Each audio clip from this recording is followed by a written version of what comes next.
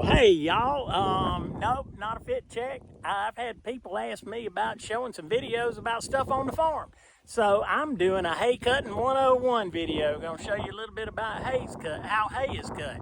So this is the first stage in how hay is cut. We're cutting my front pasture. You can see my house back there. We're cutting my front pasture today, or well, they cut it the other day. I'm gonna show you what they did. The cutter broke, and so they didn't get all of it cut, but you can see some of the hay bales out. But a hay cutter, here's a hay cutter, and it's a pretty big piece of machinery. It hooks onto the tractor right here, which there's the tractor, and it's a big tractor. I'll show you when I stand up to the tire. That tire is taller than I am. So anyway, this is the hay cutter.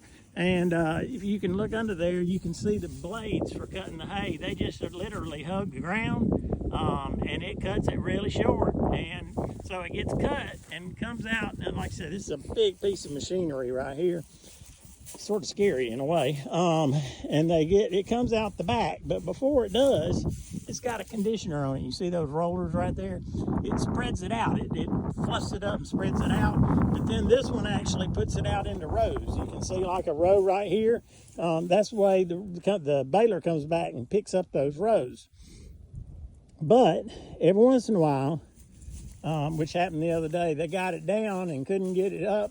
It baled until the next day, and it got damp. So they come back with a contraption that's called a tedder. And what a tedder does is it takes what's on the ground and fluffs it up and spreads it all over the place so that it can air out and dry out from the sun, because you want it to dry before you roll it up into these big old bales. You don't want it to be wet, because otherwise it's going to rot. And so this tedder, it pulls behind the tractor too. It's got these tines that when the tractor starts pulling, it's got a drive on it that all these start spinning, and it grabs all that hay up off the ground and just slings it all over the place, fluffing it up so that it can air dry and sun dry much quicker. And a lot of people say you can cut in the morning and run a tedder over it and then bale it in the afternoon and you're good to go. So what they did the other day after they ran the tedder, then they come back and rake it. And this rake is an interesting piece of equipment to me, because that tedder has a drive that causes it to spin around. These are rakes. This is a rake, and it's hooked onto the back of the tractor. But it actually, these rakes do spin around, but they spin around based on their own momentum, because this side goes down and that side goes down, and they're dragging on the ground. And they come down in sort of a V shape. And so using their own momentum, they pick up the hay and push it into a single row right behind it. And that single row is what the baler picks up. So like I said, it's its own momentum getter. It doesn't need a drive. The cutter and the tedder both need a drive, but this right here is a big tractor. It's a nice Kubota tractor. I'll show you, see if you can see. But you can see how tall this tire is based on my height, and I'm 5'9", 5'10", depending on what day it is. Depending on how sloped over this old man is. Anyway, it's a big tractor. It's a nice tractor. It's got a cab. It's got air conditioning in there. It's got a radio, so it can be rather nice. It's quiet, compared tractor quiet, but which is relative. So, but it's nice because it's air conditioned too. So then once they get it all down on the ground in rows, they bale it. And so I don't know if you can see, we do round bales. They're big round bales. They weigh about 800 or 900 pounds, as opposed to a smaller square bale. But I'll show you one of those once I show you the baler. All right, so here we go with the baler, and it's a pretty good sized piece of machinery too. I don't know, it's probably 8 feet tall. It's big. And it's pulled by another big tractor. This is a nice old case tractor, but it's still in great shape. Got all sorts of hydraulic stuff on the back. Anyway, that baler hooks up, and it's a shaft-driven baler. And what happens is, let me see if I can get back here, is I told you that rake puts the hay in rows, and they might be 3 or 4 or 5 feet, 4 feet wide, the row, a couple of feet high.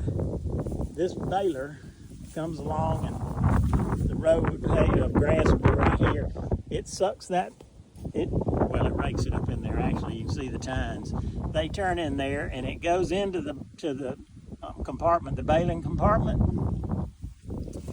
And what it does in that baling compartment, it's got belts in there, and those belts just keep that hay, that straw rolling and rolling and rolling and rolling. And once it gets full, it sends a message up into the cab of the trailer, because nowadays it's all electronic. It used to not be that way, but now it is. And says, hey, that bale's ready. Well, they stop the back of this thing. Well, you can see there's the belts, and the belts go all the way around inside. And so once he stops, he hits the button, and it opens the back end of this baler, and out rolls a bale of hay. And so there's a bale of hay. That's a rolled bale of hay. It's 4 feet by 5 feet. And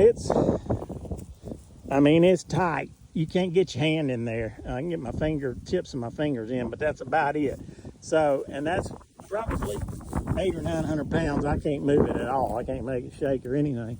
So hopefully tomorrow they'll get that cutter fixed, and they'll come and finish cutting this hay. You see how short it cuts the grass, because there's still a lot of hay left on the ground. And then I got a whole nother section over here that needs to be cut, and I should have enough hay to last me maybe through to the end of December, because my cows are still eating hay, and it depends on how much cold weather we have and everything else.